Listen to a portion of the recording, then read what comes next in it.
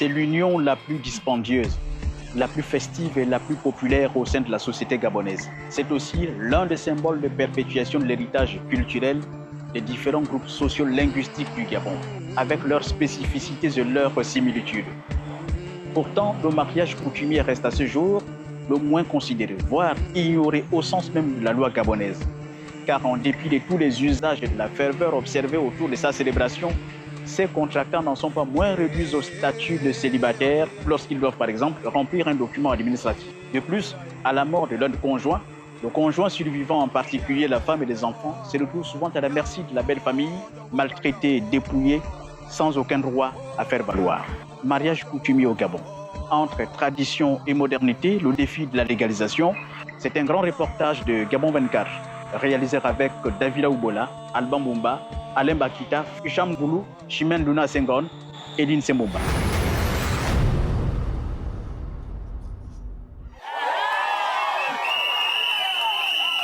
Le geste que je vais poser sera dans l'objectif de t'amener à te dévoiler à moi, à nouveau, et à ma famille.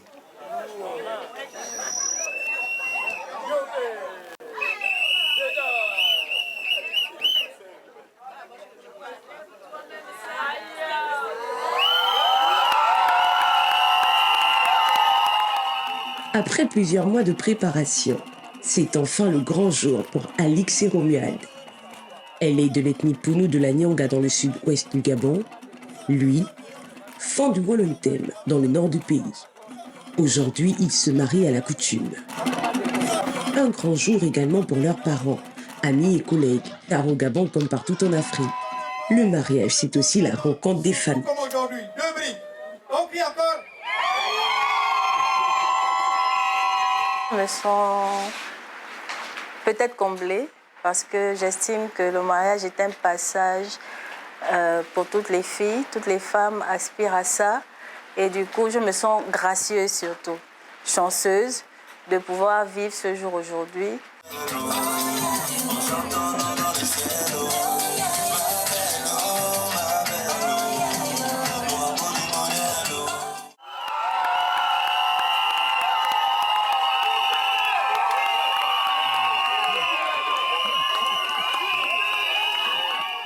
C'est un immense plaisir pour moi d'avoir croisé Alix Idam Moussavou, qui est originaire de la Nyanga. Ça fait depuis 2016 qu'on est ensemble et aujourd'hui j'ai décidé de l'honorer. Le mariage coutumier, ça rentre dans ce que nous, qui sommes férus de tradition. Si tu veux être roi... Pendant ces moments de convivialité, les paroliers des deux côtés rivalisent de talents d'art oratoire. Un art qui fait partie intégrante de la cérémonie même du mariage traditionnel. On aurait dit...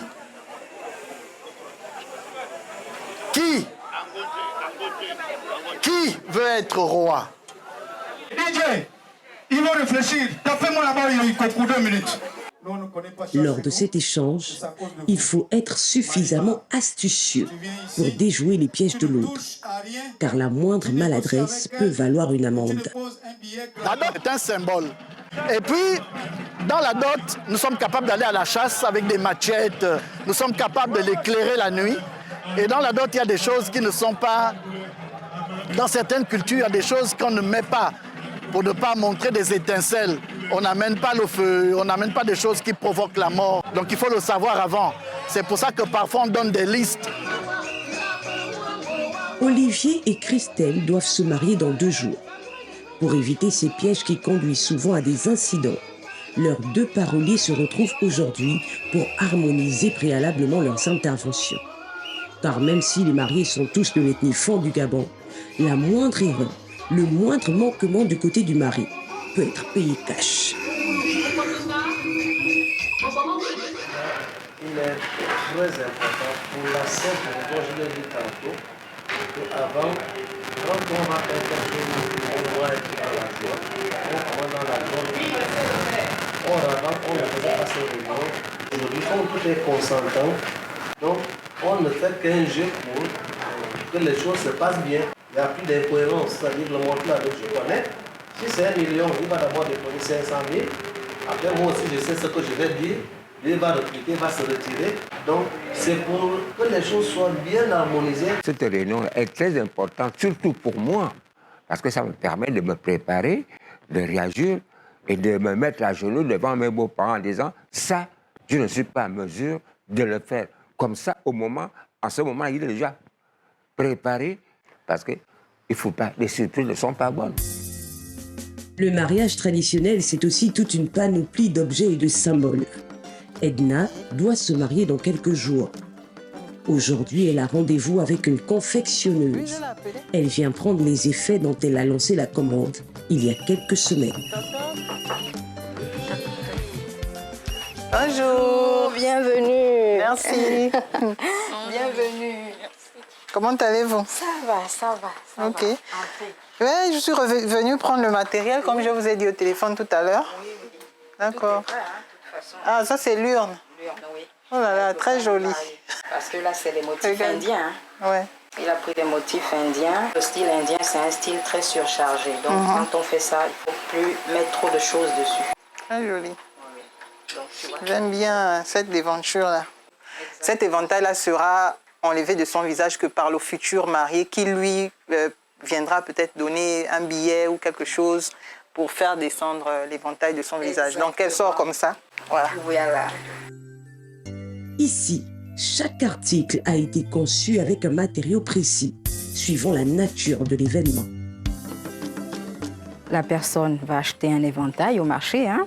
Ensuite, on monte avec le tissu de la mariée qui a été décoré avec des bordures. Ensuite, nous avons utilisé une pièce en bois sculpté que nous avons fixée avec du fil de nylon. Nous avons monté aussi avec des coris naturels et des coris synthétiques. Ensuite, on a rajouté aussi des feuilles également brodées au point de croix. Voilà.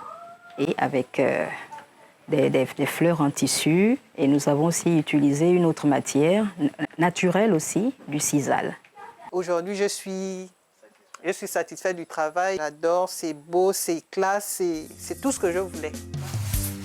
Ces articles emballés, Edna doit maintenant se rendre chez ses couturiers pour essayer ses tenues. J'ai été butée par le montant des tenues. Je suis allée chez une première couturière qui m'a donné des montants vraiment exorbitants. Et quand il a donné ses prix par rapport à la tenue de monsieur, à ma robe, je me suis dit, on va essayer. Et puis, par rapport à ce que je vois déjà, surtout pour monsieur, je suis satisfaite. Il reste à Edna une deuxième tenue à essayer. Elle doit pour cela se rendre chez une autre couturière.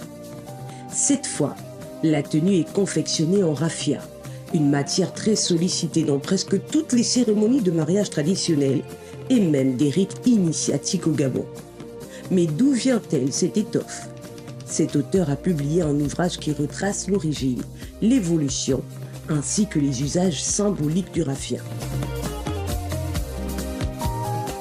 Le raffia est lié à la chefferie, au pouvoir politique.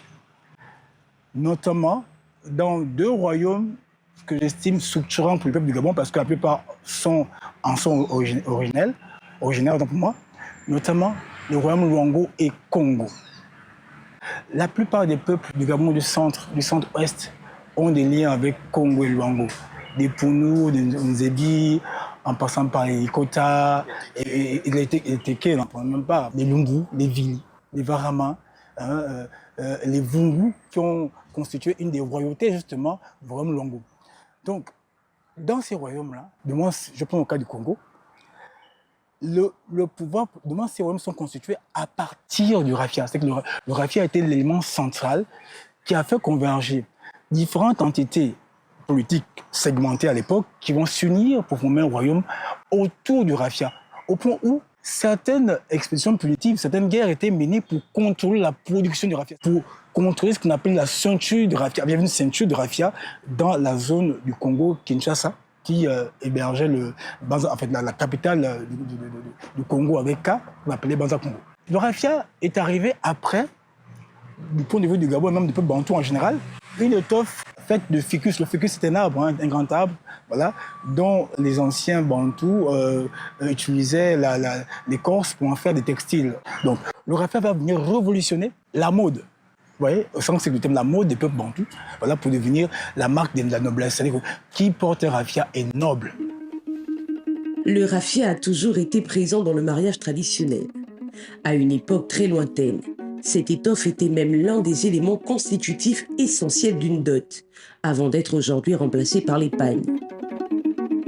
Aujourd'hui, pour symboliser ce lien entre tradition et modernité, les mariés vont arborer des costumes en raffia, d'accord? On va avoir des chemises, on va avoir des robes, etc.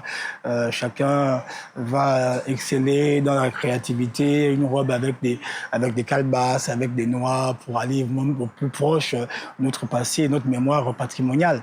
C'était un élément de la transaction matrimoniale. C'est-à-dire que la belle famille, notamment chez les Obamba, et même chez les Nzeli, demandaient justement à la belle famille, à l'époux, au futur époux, comme dot, entre autres, d'apporter justement des étoffes de raffia. Ces étoffes de raffia servaient d'une part pour, effectivement, comme vêtements, voilà, d'usage au quotidien, mais également pour pouvoir acquérir des biens et pour différents rituels.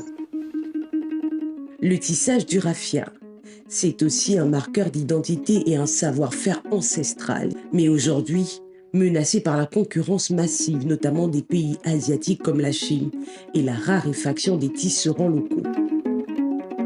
La plupart des raffias utilisés par nos mariés sont d'origine chinoise, même par nos couturiers. 90-95% sont d'origine étrangère, malgache, mais surtout chinoise. Même dans les régions réputées pour être les plus proches, les plus liées au raffia, les tisserands se comptaient sur les bouts des doigts. Prenons le camp de Konja, où nous avons travaillé abondamment, on n'en connaît qu'un seul et qui n'a aucun disciple.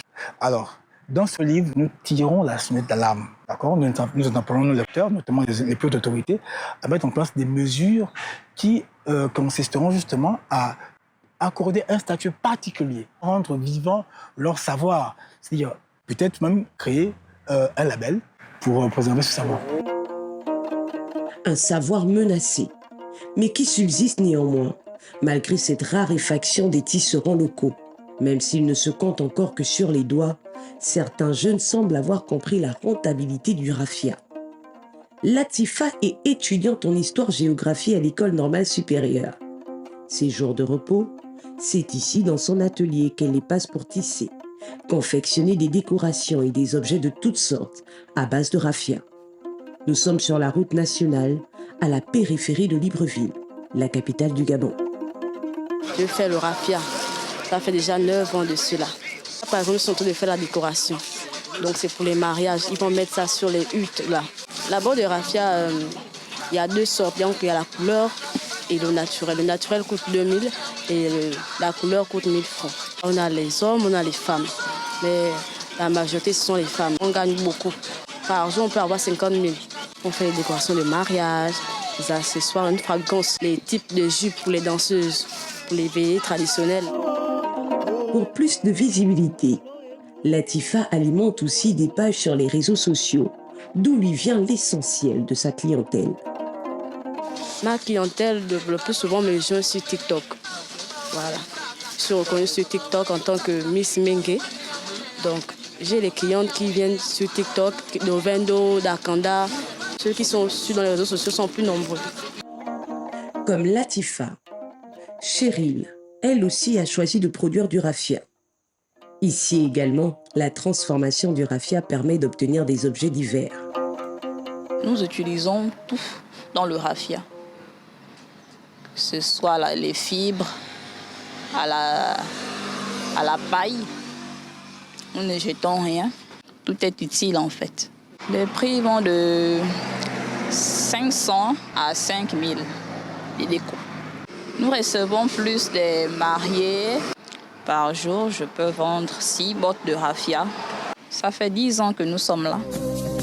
Chez la styliste, Edna a retrouvé sa tenue en raffia et elle est satisfaite de la qualité du travail. Très satisfaite du résultat, 200 000. Quand je regarde le travail aujourd'hui, je me dis que le coût en vaut la peine.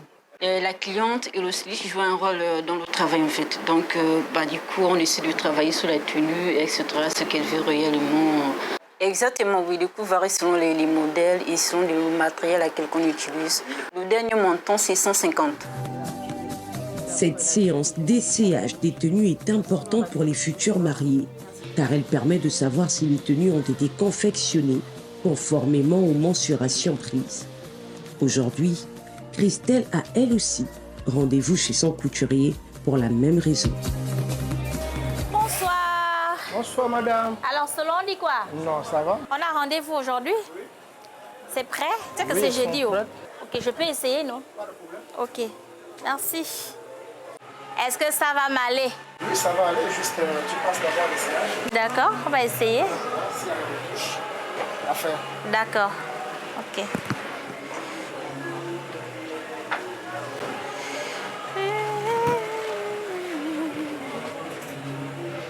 Je suis venue récupérer mes tenues. Je les trouve magnifiques. Je n'ai pas eu tort de faire confiance à Selon, le couturier. Déjà, je trouve le prix très raisonnable parce que les deux tenues m'ont coûté 120 000. Et avant d'arriver ici, j'ai fait le tour. Je suis allée à un endroit où on m'a demandé 400 000 pour les deux tenues, oui. Je suis allée à un autre endroit où c'était 300 000 les deux tenues. Pendant que Christelle essaie ses tenues, son futur mari, Olivier, lui a la tête dans les courses. Il doit réunir le matériel de dot, suivant la liste qui lui a été transmise par les beaux-parents. Parmi les éléments demandés, un gros poisson frais, le capitaine. Ce gros poisson est incontournable dans les mariages fins, une ethnie majoritaire du Gabon qu'on retrouve également au Cameroun, en Guinée équatoriale et même au Congo-Brazzaville. Le plus gros capitaine, 100 kg à 4 000 au kilo. Oui, venez voir. Voilà comment le poisson se présente. Vous avez un gros capitaine bien frais. Voilà. Voilà, il est bien frais, tout rouge, tout et tout. Là, c'est 20 kilos. Est-ce qu'on ne peut pas peser pour essayer de voir? Oui, vous allez peser. Il y a la grosse balance pour ça.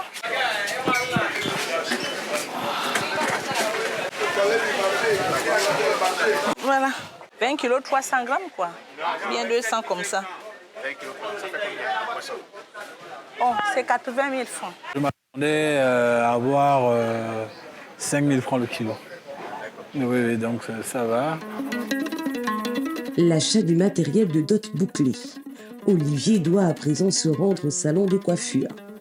Contrairement aux nombreux autres salons pour hommes à Libreville, ici, c'est plutôt une femme qui tient la tondeuse. Bonjour madame. Bonjour monsieur. Comment vous allez? Ça va? Voilà. Que je puisse faire pour vous, monsieur? Je suis un futur marié et j'aimerais me faire un peu beau dans votre salon de coiffure. Ah oui. Montrez. Une coiffe. Oui. On va faire quel genre de coiffe vous voulez? 3 niveaux. Ok. Et un soin de visage. Ah, vous aurez besoin de soins de visage ici. Oui. Ok, ça vous fera 20 000. D'accord, ok, c'est noté. Hein? Ça va aller.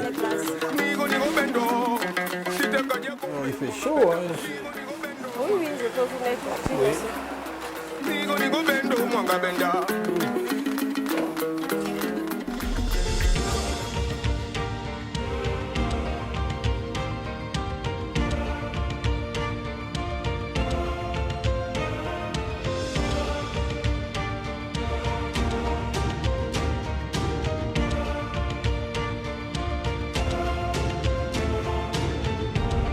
Je suis satisfait. Maintenant, c'est à madame d'apprécier. J'espère qu'elle va me dire oui pour la journée de demain.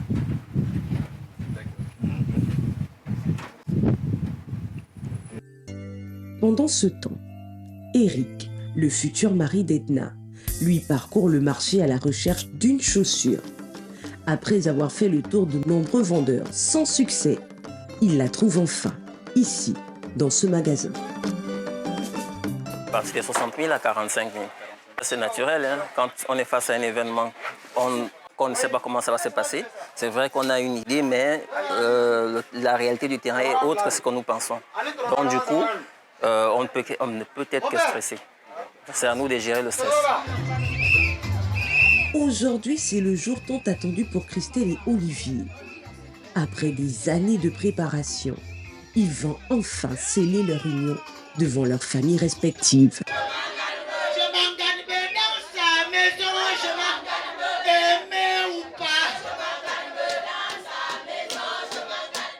Aujourd'hui, c'est un honneur que mon futur époux vienne m'honorer devant les miens. Et je crois que c'est une bénédiction dans une famille. Lorsqu'une fille va en mariage, c'est quelque chose de beau, de bien. Et je trouve ça bien. Même le jour J, le stress ne manque pas à l'idée qu'un événement imprévu vienne perturber le bon déroulement de la cérémonie. Bon, beaucoup stressé, je l'avoue, parce que comme vous le savez déjà, c'est jamais gagné d'avance. Il y a toujours des imprévus, des angles morts que nous n'avons pas forcément toujours prévus, quoi.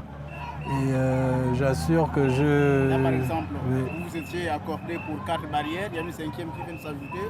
C'est quelque chose qui vous stresse davantage? Davantage, ça fait que c'est des dépenses imprévues. Imprévu de dernière minute. C'est ce qui arrive à Edna. Tandis que la cérémonie bat son plein dehors, la sortie de la mariée se fait toujours attendre, alors que la nuit commence à tomber. Impossible pour elle de sortir, sa coiffeuse l'ayant abandonnée avec une coiffure non achevée.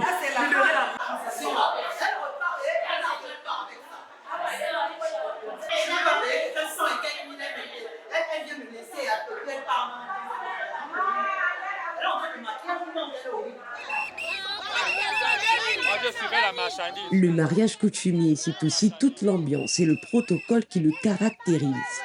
Ingrédient essentiel pour donner plus de couleur à la cérémonie. Pour accéder au lieu de célébration, les parents du mari doivent payer avant de franchir ces barrages tenus par les parents de la future mariée, généralement des femmes. La pratique est presque commune à toutes les ethnies du Gabon. C'est un jeu, disons, garder un peu la cérémonie pour mettre un peu de l'ambiance et tout. Si on a récolté beaucoup, c'est pour animer la cérémonie en un mot. L'étape des barrages passée, la cérémonie peut maintenant commencer. Pour être resté plusieurs années sans mariage avec Christelle, Olivier doit d'abord s'acquitter d'une amende pour adultère. Attends, adultère.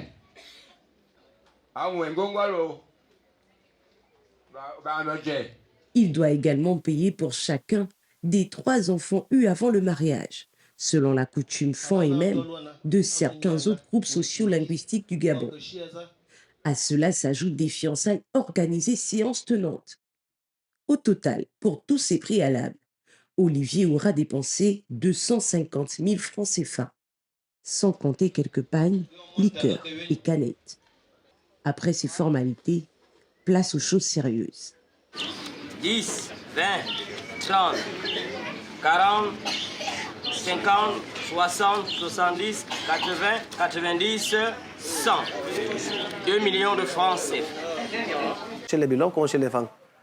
Quand vous avez eu des enfants hors mariage, lors du mariage, on va dire qu'il faut payer les enfants. On est arrivé à cela parce qu'un enfant qui est né hors mariage, sans présentation, c'est un enfant du village. Parce que chez nous, les femmes, l'enfant n'appartient pas à l'homme parce qu'il a accouché avec sa femme, ils ont fait un enfant. Non, l'enfant appartient à l'homme parce que la loi des femmes veut que, pour que l'enfant t'appartienne, tu dois doter sa mère. Si chez Christelle, tout le protocole de la cérémonie se déroule en public, chez Edna, au contraire, la dot ainsi que les pourparlers qui en découlent relèvent du secret de famille. Ces étapes vont donc se tenir à huis clos, selon la tradition Diebi, un peuple du sud du Gabon et du Congo-Brazzaville.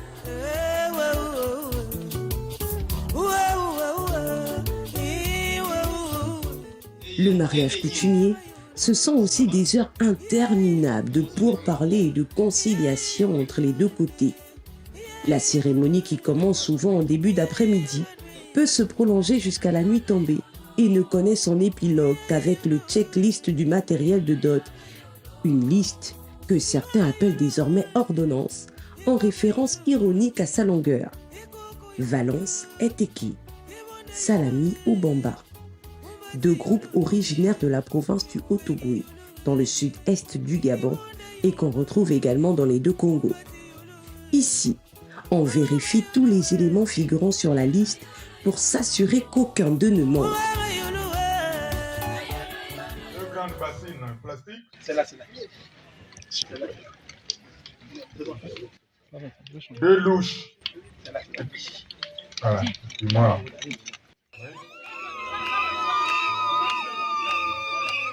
Au Gabon, le mariage traditionnel est une pratique solidement ancrée dans les us et coutumes de la société, ce qui témoigne de toute la ferveur observée lors de sa célébration, une célébration considérée comme préalable, car il s'agit pour l'homme d'honorer sa femme devant les parents, qui doivent en retour donner leur approbation et accorder ainsi leur bénédiction au couple pour la suite. Le mariage est une institution divine pour pérenniser l'espèce humaine. Dans la numérologie, c'est le chiffre 2 qui crée, qui invente, qui fait en sorte qu'il y ait un produit. Le mariage, lorsqu'il arrive à être coutumier, puisque les us et coutumes sont source de droit, cette cérémonie est un rituel, un rite. Dans le rite, il faut le symbole, le signe, le son et le geste. Les signes, c'est le dispositif, parce qu'on ne se met pas n'importe comment. En face des familles prétendants. Donc, et lorsqu'il y a des éléments de consolidation de ce mariage, c'est au milieu. Le mariage coutumier est vraiment la preuve au Gabon que c'est la seule institution traditionnelle qui se porte très bien. Pour la simple raison que, quelles que soient nos origines, quelles que soient nos démarches, on voit bien que les Gabonais ont toujours, même s'ils sont en Europe, ils veulent toujours contracter un mariage traditionnel. Et pourtant, dans un pays où quand même le droit moderne, on va dire un peu le droit positif, est beaucoup plus régule davantage notre société. Mais malgré son ancrage solide dans la société, son succès et sa célébration coûteuse, le mariage coutumier reste encore en quête d'un statut juridique au Gabon. Car en dépit des interpellations des associations et même des parlementaires, les couples mariés à la coutume restent des célibataires au sens de la loi gabonaise. Le mariage coutumier, c'est le mariage qui est célébré devant les parents et qui réunit toutes les familles, les amis et autres. Je l'appelle souvent la bénédiction familiale. Parce que lorsqu'on parle de mariage, il faut un officier d'état civil pour rendre l'acte juridique légal. Or là, il n'y a pas de document. Et c'est dans le souci d'établir des documents qu'un sénateur a fait adopter par le Parlement en 2020 un texte portant légalisation du mariage coutumier. Un texte pensé pour mieux protéger les contractants de ce mariage, en particulier la femme et les enfants, qui en sortent souvent lésés en cas de rupture ou de décès du mari. Nous pensons qu'aujourd'hui, les femmes qui sont mariées à la coutume, mais pas au civil, ne sont pas sécurisées. Lorsque le mari arrive à décéder ou en cas de divorce, eh bien, la femme repart comme elle est venue. Elle ne gagne rien, à part les enfants peut-être. Donc nous avons estimé que ce n'était pas juste et qu'il fallait couvrir la femme et qu'il fallait donc légaliser ce mariage-là, lui donner une valeur juridique. Vous êtes marié à la coutume pendant 18 ans, 15 ans, 5 ans et autres. Mais si votre époux décède, la loi ne vous connaît pas. Qui paye le plus? C'est la femme. L'homme se refait à tout moment. Qui paye? Ce sont les enfants parfois. Parce que si les enfants ne sont pas reconnus, vous voyez les dégâts que ça cause. Peut-être qu'il faut faire comme dans d'autres pays, où une fois qu'il y a eu mariage coutumier, Un officier d'état civil vient simplement sceller cela, au lieu de refaire une autre cérémonie. Si vous dotez seulement une femme et que vous n'allez pas à la mairie, vous n'êtes pas légalement marié. Alors que pour les familles, c'est le mariage coutumier qui est le plus important. Il faut légaliser parce que nos parents au village, le mariage qu'ils reconnaissent, c'est le mariage traditionnel. Quand on vient demander la main, on vient leur demander la main de leur enfant. Et où ils sont respectés sur le plan traditionnel. On leur donne la place qui est la leur en tant que géniteurs, en tant que parents qui ont élevé l'enfant, en tant que patron de l'enfant. Donc c'est important de continuer à entretenir le mariage traditionnel. Donc pour moi, la légalisation, elle est normale. Non, je crois qu'à partir du moment où les pièces maîtresses sont respectées, les symboles en nature validés, donc sans falsification aucune, la légalisation du mariage traditionnel fixerait les droits, les obligations, les interdits. Mieux, la légalisation du mariage traditionnel va nous esquiver la spéculation et la spoliation. Mais sans promulgation, le texte portant légalisation du mariage coutumier au Gabon ne peut pas s'appliquer. Comment expliquer la mise sous éteignoir de ce document jusqu'ici? En tant que parlementaire, on a fait notre travail. Et la loi a été votée. Il ne reste qu'à promulguer la loi. C'est à l'exécutif. Qu'est-ce qu'il attend pour promulguer cette loi qui est là, qui n'attend qu'à être appliquée? Et cela d'autant paradoxal que lorsqu'il s'est agi de nous imposer à voter la loi sur l'homosexualité, mais on l'a fait en une journée. Et contrairement à l'avis de la population qui n'en voulait absolument pas. Dans le mariage traditionnel, la dot, qu'elle soit en nature ou en numéraire, reste un élément central de l'événement. En fait, la pratique est même interdite au Gabon, selon une loi de 1963.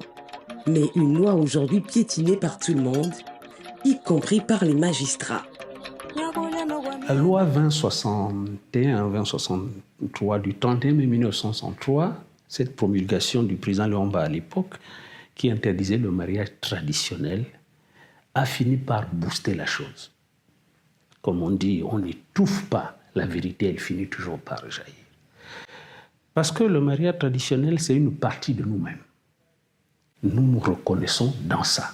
Nous ne pouvions pas conserver une pratique qui allait à l'encontre de la loi.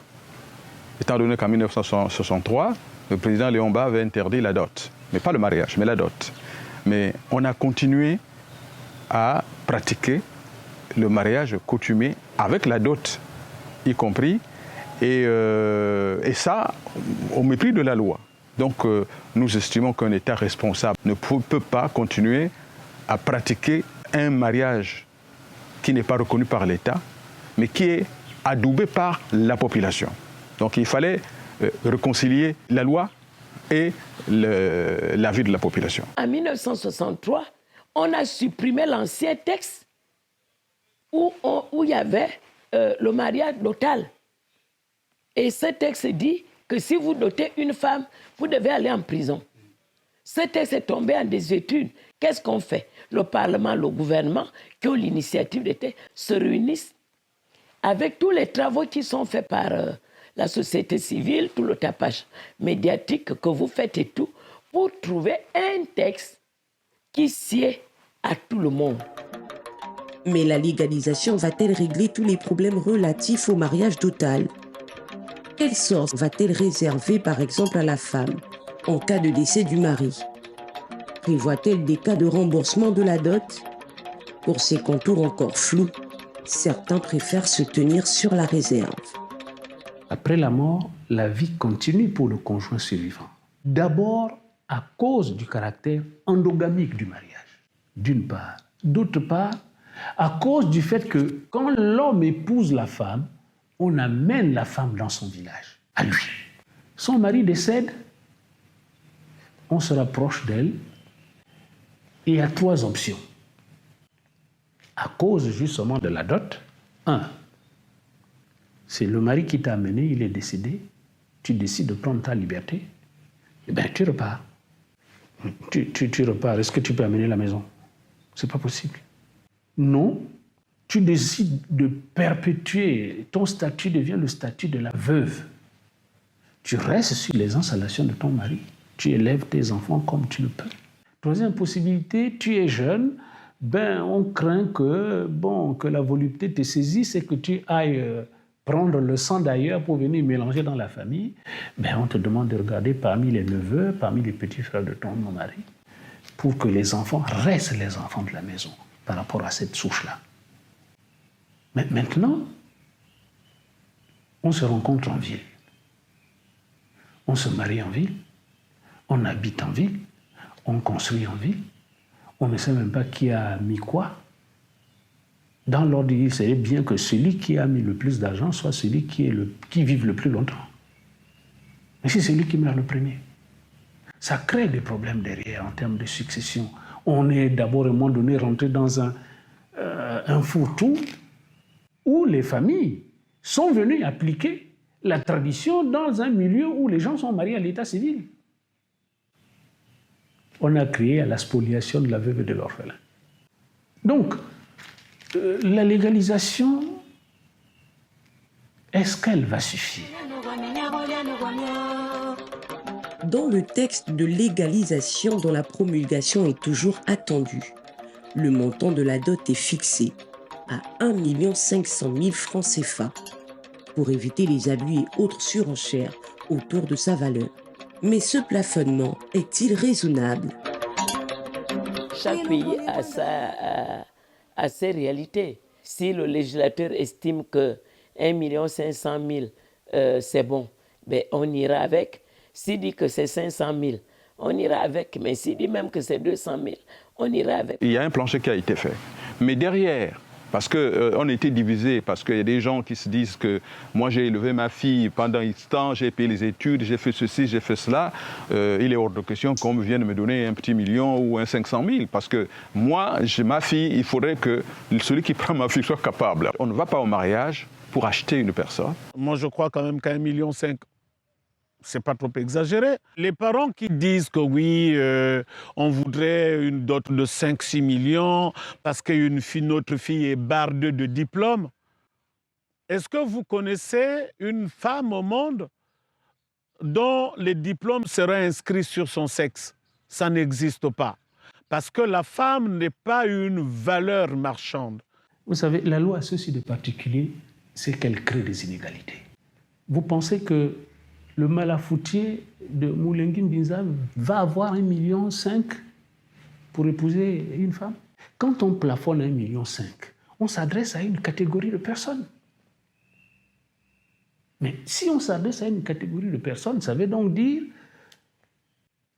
que dans notre société, on va avoir d'un côté ceux qui peuvent désormais ou ont le droit de se marier, et de l'autre, ceux qui ne peuvent, ils n'ont pas le droit de se marier. J'ai la faiblesse de penser qu'il faut laisser aux familles de régler cette question de dot. Je pense qu'on aurait pu véritablement peut-être laisser une ouverture pour dire, de 500 000 francs à 1,5 million. Ça aurait permis. Parce que si on dit 1,5 million, je pense que beaucoup de familles vont s'agripper sur ça pour dire, mais vous n'avez pas 1,5 million, c'est ce qui est recommandé. Comme on dit au village, la dot, le mariage, c'est une plantation. J'ai donné 1,5 million aujourd'hui, quelqu'un vient vous donner 1,5 million aujourd'hui. Le jour où vous avez un accident, il apparaît, il vient vous accompagner. Le jour où un toit saute chez vous, si vous réunissez les moyens, vous pouvez solliciter son aide. Manifestement, la question de la dot est loin de faire l'unanimité. Si certains la trouvent exagérée et fustigent la surenchère à laquelle elle peut donner lieu, d'autres estiment que la valeur de la femme ayant évolué, l'argent et les biens qu'on lui apporte doivent également être revalorisés. Or, les femmes aujourd'hui ont pris de la valeur. Elles ne sont plus les simples poules pondeuses. Tu la prends, elle est à la maison. Tu la prends, elle a un doctorat. Elle est chirurgienne. Elle est médecin. Elle est pilote.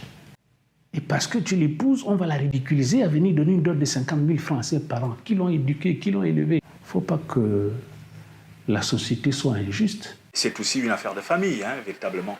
Je pense qu'elle se nourrit aussi des logiques. Je vous prends un exemple. Chez les Guissi, veut dire se mesurer. Même chez les femmes, on dit avak. C'est se mesurer. Ça veut donc dire, ne nous fions pas à peut-être à un montant aussi exorbitant.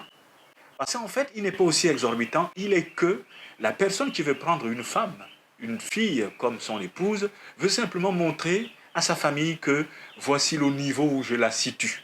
La personne qui aime bien sa femme et qui veut le prouver, qui veut prouver cela à sa famille, la base d'1,5 million est acceptable, mais comme les mariages de nuit devient la mode, c'est dû aussi à cause de ça. La dot de la nuit, une tendance désormais en vogue dans la société gabonaise. Il s'agit en fait d'une prédot, une cérémonie organisée le soir, la veille du mariage proprement dit, et au cours de laquelle le prétendant vient contenter la mère de sa future femme, avec des présents et une somme d'argent. Cette étape qui ne se déroule que dans un cadre très restreint puise ses origines dans le souci de préserver le bien-être de la femme, une fois dans son foyer. D'abord, la notion de dot de nuit, c'est un terme impropre.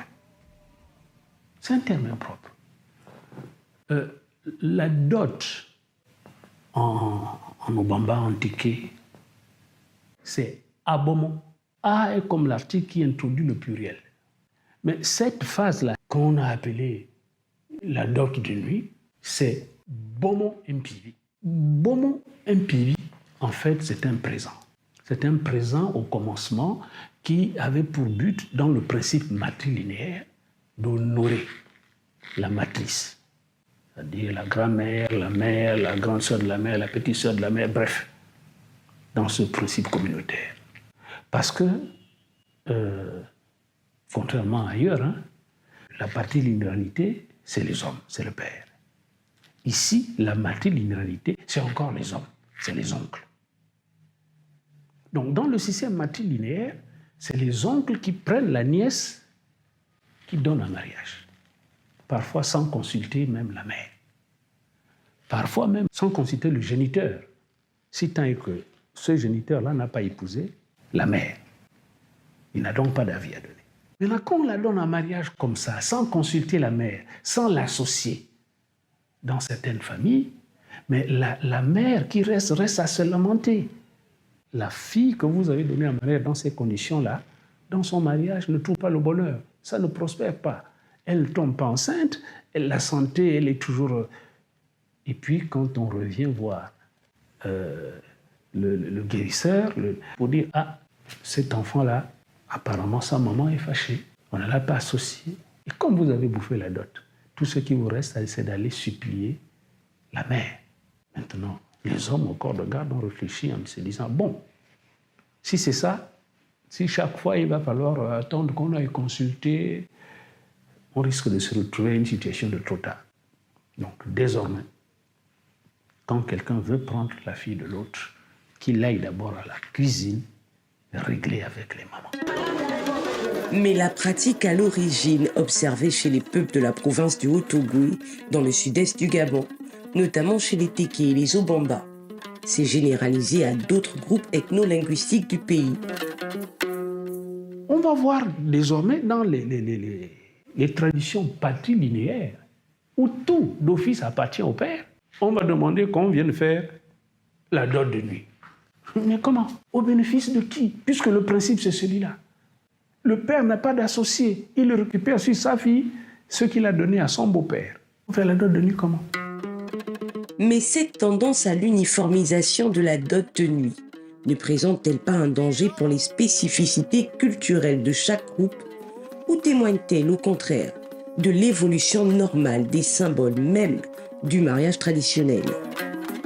On ne peut pas épouser un pays pour nous comme on devrait épouser un pays Guissira, un pays Michogo, un pays Massango, un pays Téké. Le Gabon a la particularité d'être pluriethnique. Et chaque groupe ethnique a ses valeurs anthropologiques. La dot de la nuit. En réalité, le terme, c'est le présent de la nuit. Parce qu'on ne vient pas négocier avec le père et la mère, comme ça se dit, non. On vient négocier avec la mère. Et la dot suppose un transfert d'énergie positive à partir des symboles de nature. Parce qu'on ne peut parler du présent de la nuit, qu'on appelle vulgairement la dot de la nuit, que chez les populations autochtones du bassin francévilien. Donc Teke, Obamba, Mbangwen, Kanigi, Baumbu, Ndassa et tout ce qui s'ensuit. L'uniformisation est très très délicate parce que chaque peuple a ses réalités. Pour la dot en nature, l'accent est strictement mis sur le symbole de chaque élément déposé, conformément aux usages du groupe ethno-linguistique dont est issue la femme, mais des éléments qui ne sont plus nécessairement ceux qui étaient en vigueur autrefois, au regard du changement des environnements. Non, je pense que c'est l'environnement qui nous conditionne. Hier, on demandait au beau-fils d'amener, par exemple, un gigot de sanglier. Aujourd'hui, il va amener un carton de queue de bœuf. Parce que dans cet environnement-là, c'est ce qu'il peut trouver. Et c'est parce qu'on croit qu'on fait évoluer la tradition, eh bien, qu'on la dénature. Rien n'est statique et Dieu non plus n'est pas dans les droits acquis. Tout évolue, mais les symboles de base qui consolident, comme l'enclume, pour rendre résilient le mariage, comme le panier, pour que la femme, lorsqu'on est marié, on change de statut. On s'en va, je dis même dans une famille qui n'est pas la vôtre. Dans l'ancien temps, la dot, ce n'était pas de la monnaie, où il y avait d'autres ressources. Chez les femmes, par exemple, c'était le fer. Mais parce qu'à l'époque, le fer, celui qui détenait le fer était quand même la personne qui avait des biens, véritablement. Et puis, elle était symbolique, elle était vraiment symbolique. Il y avait d'autres critères. Les critères, c'était quand même d'où provient, par exemple, le futur, le beau-fils. Est-ce qu'il est une famille bien éduquée, etc. Il y avait ces enjeux-là. La véritable dot en pays Teke, en pays Obamba, c'est la cuillère. Les quelques présents, l'huile de palme, le sel, le poisson salé, les couteaux de chasse, les haches, cuvettes, marmites. Et peut-être, à l'époque, le vin de palme et le vin d'ananas. Tout simplement. Et comme le poisson est au fond de l'eau, ben, il faut bien quelque chose pour retenir ce poisson. C'est l'enclume. L'enclume que vous voyez sur le plan physique, l'enclume est chargée mystiquement. Parce que la dame, la fille qui va en mariage est une ambassadrice. Mais là-bas, il y aura de l'adversité. La belle-mère, les belles-sœurs. Et c'est pourquoi il faut préparer. D'où l'enclume qui non seulement équilibre, mais c'est aussi le bouclier. Avec les notions de matrilinéarité et patrilinéarité, le mariage traditionnel, tel que célébré aujourd'hui, est-il différent de celui d'autrefois? Les évolutions intervenues au fil du temps dans sa pratique sont-elles de nature à altérer son symbole culturel? Faut-il s'inquiéter de sa tendance moderniste? Au Gabon, j'ai fini par observer, le mariage, la tradition se perpétue du côté de la femme. Par exemple, qu'un homme va épouser une femme dans le système matrilinéaire, donc auprès de ses oncles à elle, et leur couple, ils ont des enfants. Quand la fille va aller en mariage, ce n'est pas la tradition du père qui va s'imposer. Le père va donner sa fille en mariage selon les principes de la tradition où il a épousé sa femme. Si tu as épousé sa mère auprès de son père, donc auprès de ton beau-père, alors toi, devenu père, tu donnes également ta fille en mariage. Par contre, si tu as épousé ta femme, c'est-à-dire la mère de ta fille, auprès de ses oncles et de ses frères, ce sont eux qui viennent donner ta fille en mariage chez toi. Pour que le principe de la tradition soit linéaire. Il ne faudrait pas que ça se casse. Maintenant, aujourd'hui, dans cet environnement-là, où il y a la matrilinéarité, il y a la patrilinéarité, les hommes, davantage, pensent que lui, devenu père, c'est désormais lui qui donne sa fille en mariage, quel que soit le cas. Et l'anthropologue part du principe que les sociétés évoluent et au contact des autres peuples, s'enrichissent. Lorsque nos parents nous disent avoir pratiqué telle ou telle chose, on pourrait peut-être leur demander, est-ce qu'il y a 1000 ans, la chose se pratiquait de la même manière? Donc c'est une évolution, c'est vraiment une évolution. Parce que chaque culture s'adapte aux enjeux du moment. Et l'un des enjeux du moment, c'est aussi le coût d'organisation du mariage coutumier, que certains trouvent très onéreux. Le mariage coutumier est devenu, on va dire, une pratique, je ne dirais pas industrielle, mais presque. C'est du commerce. Aujourd'hui, pour un mariage, pour une dot, il y a beaucoup de choses qui entrent en ligne de compte. On vous demande une liste. Et cette liste coûte énormément cher, c'est des millions. Le mariage coutumier est plus cher que le mariage légal. Voyez la préparation des deux côtés, du côté de l'homme, du côté de la femme. Ce sont des ressources par rapport à l'évolution.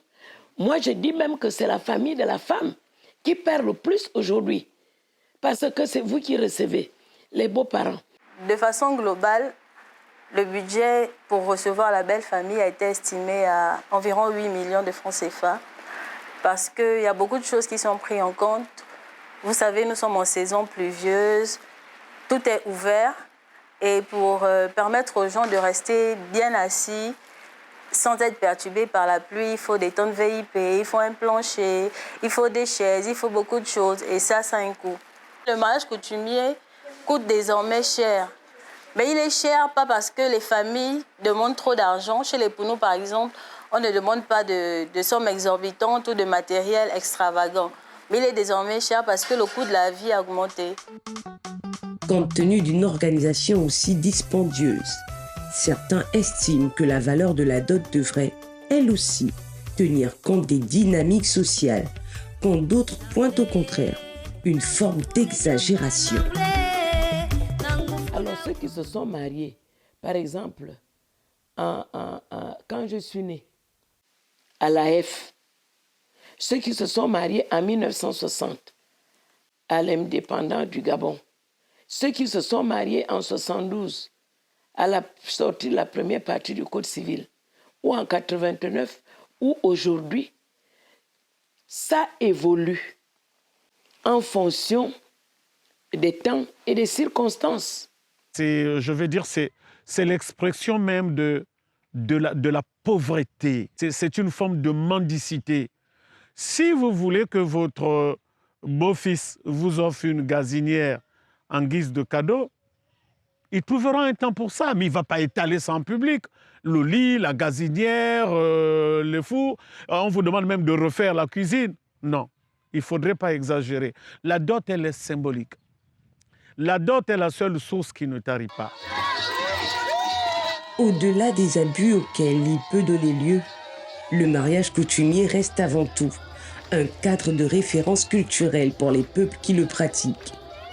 Lorsque le colonisateur est arrivé, il a dit tout ce que nous faisions, tous nos us et coutumes étaient à proscrire. Et il ne nous est resté pratiquement que, par exemple, le mariage coutumier.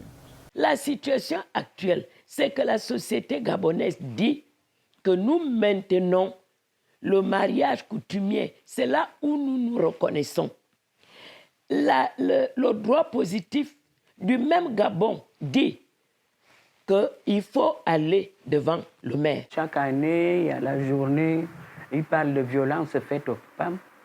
Mais cette violence qui impose le mariage civil, qui n'est même pas, qui ne reflète pas notre identité, qu'on l'impose et qu'on lui donne tous les avantages.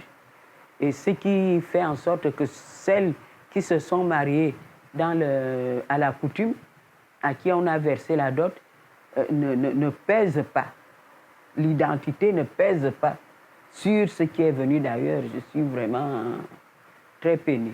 À l'ère de la Ve République, le mariage traditionnel doit être reconnu, doit avoir un statut. Quelqu'un qui contracte un mariage traditionnel devant les deux familles, assisté du maire ou du maire de l'arrondissement ou même du chef de quartier, comme ça se fait dans d'autres pays, eh bien, on signe l'acte de mariage et c'est reconnu. Je pense que ça va régler un certain nombre de choses et ne pas entretenir un statut un peu secondaire entre une certaine juridiction coutumière qui nous parle. Parce que tous les Gabonais contractent un mariage traditionnel ou coutumier. Pratique ancestrale. Le mariage coutumier a traversé les âges et constitue aujourd'hui la référence, peut-être même le dernier verrou culturel d'une société gabonaise secouée par le vent impétueux du modernisme. Car au-delà de la simple union festive d'un homme et d'une femme, il est aussi une école, une tribune d'enseignement, de transmission de savoir, de symboles et de valeurs propres aux différents groupes socio-linguistiques qui composent le Gabon. Et les abus décriés aujourd'hui ne sont peut-être que le reflet d'une société en mouvement, d'où la nécessité d'une codification à même de fixer un cadre de pratique pour tous. Car comme le disait l'écrivain algérien Mouloud Mameri, une erreur scientifique peut tuer des personnes, mais une erreur culturelle peut tuer des générations. Banyu